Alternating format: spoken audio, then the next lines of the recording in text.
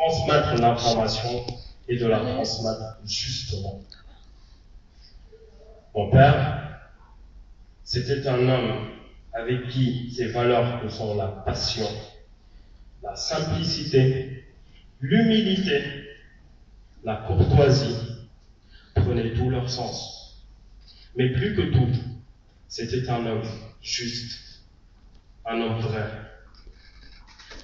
Une chose me marque aujourd'hui encore, c'est cette manière qu'il avait de discuter avec tout le monde, petit ou grand, quel que soit l'âge de la personne, quelle que soit la classe sociale de la personne, quelle que soit sa provenance, de la même manière, d'égal à égal.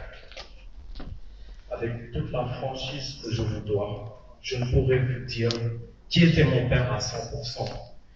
Quand je suis calme chez moi, au gré du temps et de mes réminiscences, de mes souvenirs, c'est quelqu'un que j'appréhende toujours, que j'essaie toujours de comprendre ses choix, de comprendre ses actes, de comprendre la passion qu'il a aimée et cette flamme ardente qui brûlait en lui.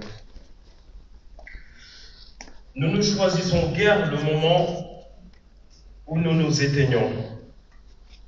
Certains me diront que 55 ans, c'est pas beaucoup. Mais je pense qu'ici-bas, ce n'est guère le temps, les années que nous passons qui comptent. Ce n'est pas cette numérologie, ce nombre. Non, c'est plutôt ce que nous faisons de ces années. Papa, je sais, j'en suis certain d'ailleurs, que tu es là aujourd'hui dans cette salle.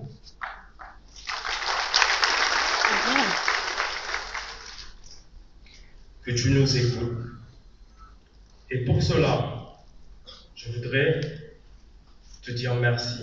Tu as été un père formidable, un père qui nous a promulgué l'éducation, le sens du devoir et du travail bien accompli. Tu as été un époux aimant, un gentleman aussi.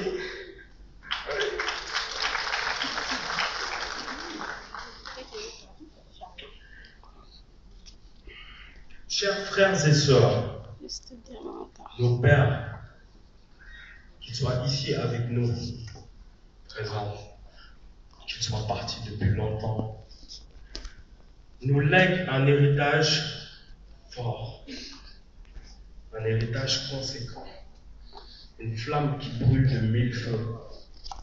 Ce sont des hommes qui ont cru et qui continuent de croire au devenir de ce continent, aux hommes et aux femmes de ce continent. Et pour cela, nous leur devons beaucoup. Mais plus encore, nous ne devons pas laisser cette flamme tomber. Nous devons la porter haute. Et nous devons réussir le défi de demain. Cela nous